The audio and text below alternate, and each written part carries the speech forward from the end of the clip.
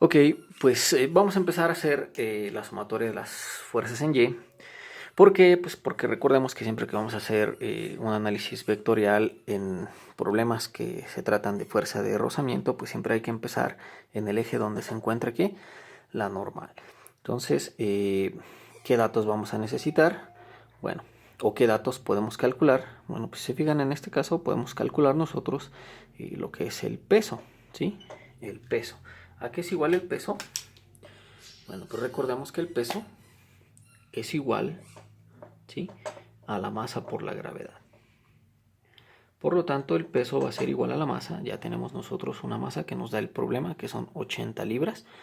No voy a perder tiempo convirtiendo esas libras a kilogramos.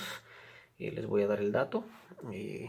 80 libras es igual a 36.2877 kilogramos. Así que vamos a utilizar ese dato.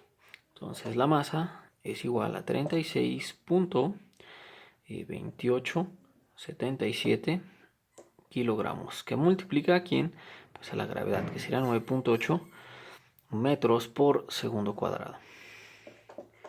Bueno, si hacemos nosotros operaciones y multiplicamos estos dos, nos va a dar un resultado de 355.6194.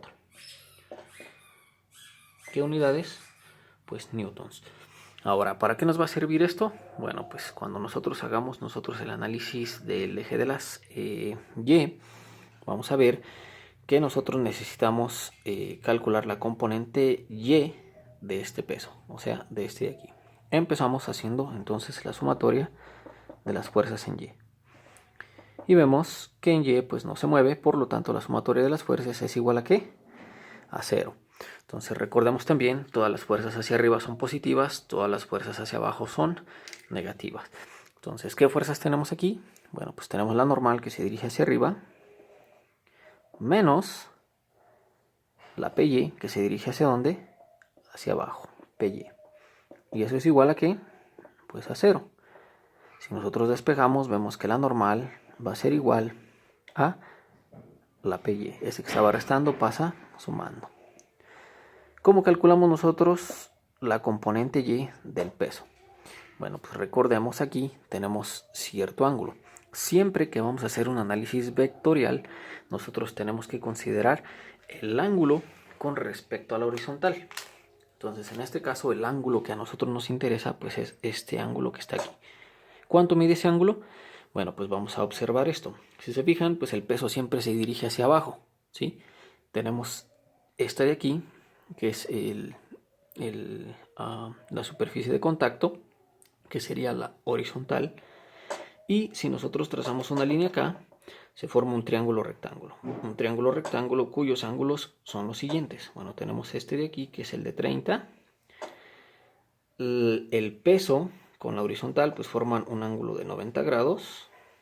Y este ángulo de aquí sería este de aquí. Entonces 90 más 30 serían 120. Para completar los 180, ¿sí?, nos faltarían 60 grados. Entonces este ángulo de aquí, esos 60 grados, son los que nosotros vamos a utilizar para hacer este análisis vectorial. Bueno, pues recordemos también que para calcular la componente Y de un vector vamos a utilizar la función seno. Para el eje de las X, para este de acá, pues vamos a utilizar el coseno. Bueno, pues ¿cómo calculamos nosotros este peso? Pues lo único que tenemos que hacer pues es a ese P, al peso, lo multiplicamos por el seno de ¿quién? Pues del ángulo. Ya tenemos el ángulo que va a ser igual a 60. Entonces la normal va a ser igual a ese peso, que son 355.6194 newtons, multiplicado por el seno de ¿quién? Pues de 60 grados. Si hacemos nosotros estas operaciones, déjenme utilizar la calculadora, 355.6194 por el seno de 60, tenemos un resultado de 307.9754. ¿Qué? Pues newtons. ¿Y para qué nos sirve la normal? Recordemos. Bueno, pues la normal nos sirve para calcular nosotros esta fuerza de rozamiento. La fuerza de rozamiento, recordemos, va a ser igual al coeficiente de rozamiento por la normal. Ya conocemos el coeficiente, nos da el problema que es de 0.3. Y acabamos de calcular nosotros la normal, que es igual a 307.9754 newtons. Por lo tanto, si nosotros multiplicamos esto, 307.9754, por los 0.3, obtenemos nosotros una fuerza de rozamiento de 92.3926 newtons. ¿Vale? Ya tenemos la fuerza de rozamiento.